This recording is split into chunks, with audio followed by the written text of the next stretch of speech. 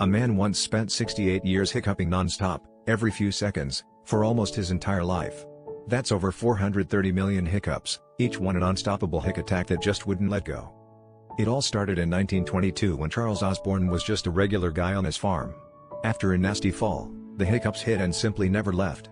Doctors tried everything: hypnosis, bizarre remedies, and even experimental surgery, but nothing worked. Charles learned to live with his relentless hiccups, eating soft foods to avoid choking and sleeping in short bursts. His story became so famous that he made it into the Guinness World Records as the man with the world's longest case of hiccups.